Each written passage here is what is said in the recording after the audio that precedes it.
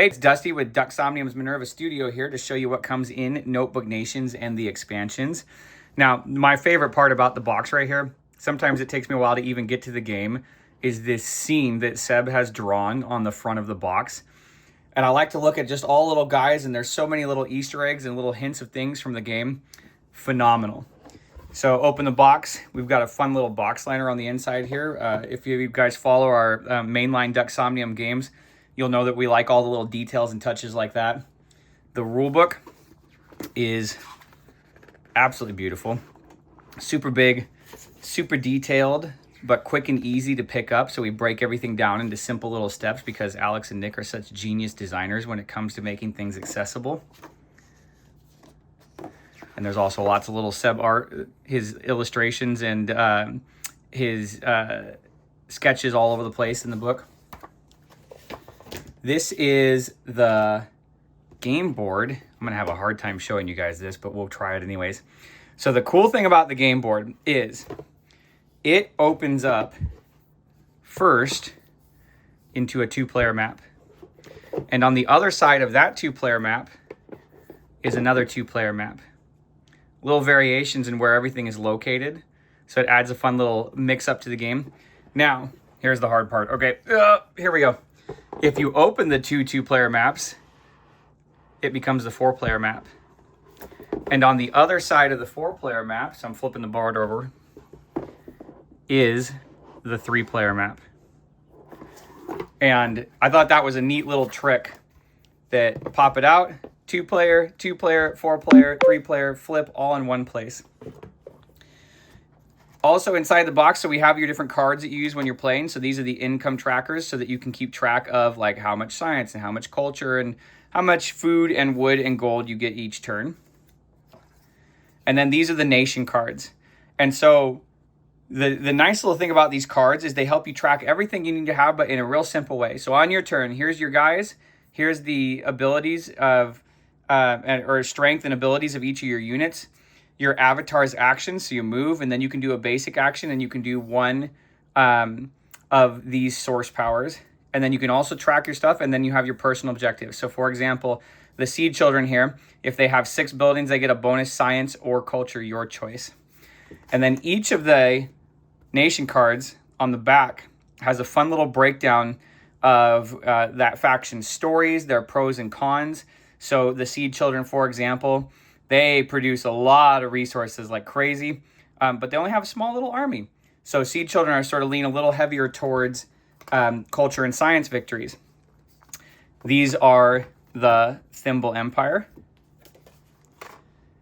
the Humming Republic, and the Mushroom Tribes. Also in the box, we have the initiative pawns for each faction.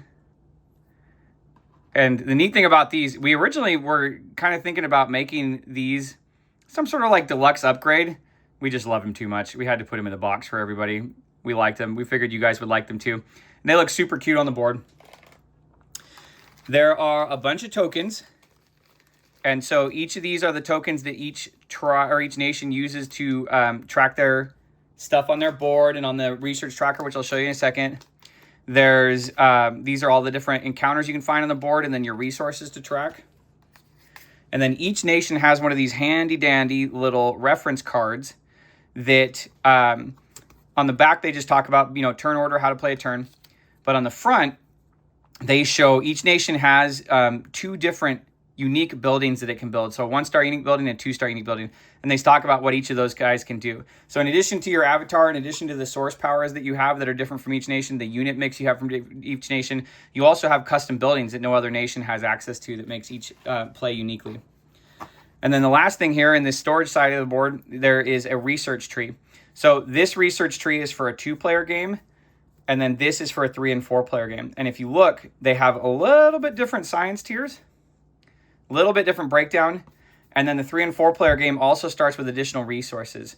So one of the things that Nick and Alex set out to do when they were creating or designing the game was to make sure that it moved quickly at 4 players. Like we still want it to be that fun, fast experience even with more people. And so it ramps up in a different way. The acceleration is a little different. 3 and 4 players, super fun. On this side, we have some special wells that you can use to store your buildings. Now, these guys all come in punch outs that fit right there when you open the box. But once you punch them out, we have storage locations for each. So on this side, on the smaller ones, it's where you hold your units, and then it's also where you hold encounters. So anytime, whoop, that's a little magic there for you guys. Anytime you pick up an encounter, turn it over, and these tiles will help you figure out, oh, +1 unit fight or +1 unit size for a fight. These ones give you additional science or culture. These ones, and so you never know quite what you're going to get when you pick one up on the board. Additional gold. I think I would probably take the 2 gold most of the time, depending on what the build I was doing. And then within here, we also have all the units. And so these are units for the mushroom tribes. And so I didn't turn everything right set up before I decided to show you all this. Siege unit, the melee unit, size 2. A range unit, the mages. And so that's where all those go in between battles or in between games. And then on this side, in the bigger wells, we have the buildings. And so here for you, I have more Mushroom Tribe buildings. This is their unique, or this is their temple rather. And then on the other side, stored opposite them are the seed children. And that's everything that comes in the base game box. So what I'm going to show you next, after I move these guys out of my way, are the expansion boxes. And here we have one of the expansion boxes. So now the expansion boxes come with 2 nations. This one's Flame and Fishes. It comes with the little fire guys and the mer hamsters. And so when you open the box, everything is laid out very similar to the base game. The cool thing about these boxes is these are standalone and cross-compatible. So if you grab one of these boxes, we've got some things I'll show you in a second that let you play a full 2-player game, even if you don't have the base game with you. So you want to go, for me, like I'm going over to family's house for dinner, cousin's going to be there, jump in a game, Amy's brother-in-law is going to be there, jump in a game real quick, and just take the 2-player box for it. So here we have, this is the nation card for the Merhamster Kingdom. That's the Elder Merham. And for the Ember Spirits, the Last Candleman. And then again, we have income trackers for these so that you can play. And this is the map. So we have a paper version of the map that comes in the box, super portable and handy. And it's a paper version of the 2-player map. So you can play a full 2-player game on this. And similarly, we have a paper version of the research tree. So again, you can play a full game right out of the box with this. Now, if you want to play these in the base game, they're all cross-compatible. Don't need to do anything special. This is the rule card that teaches you how to play the Ember Spirits and the Merhamster Kingdom. And then we have some of the tokens from the base game as well. So those are on hand for you guys. And we have the different nation tokens for each. And, of course, as Poppy and Ronan call them, the cuties. Poppy and Ronan are our kids, by the way, in case you didn't know that already. And then a couple reference cards. And now here, too, in the expansions, it was super important for us that we had storage for you guys so that you could store everything for the nations well. So this is some of the Merhamster units. Those are all mages. And these are the range guys. And then we have buildings. And so these are the Ember Spirit buildings right here.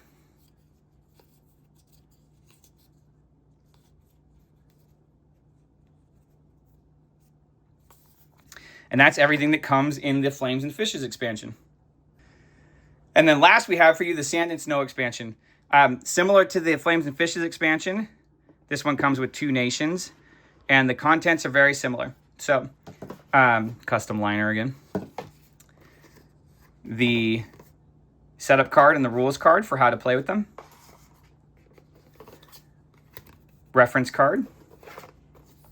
The nation mats. This one for the Sandy Swarm. And this one for the Snowy Alliance. The map, game board. The paper research tree, the income trackers. Oops, that's the Snowy Alliance's reference card too.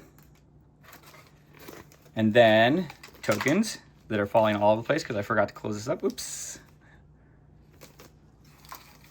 And nation tokens for the Sandy Swarm. And then again, we have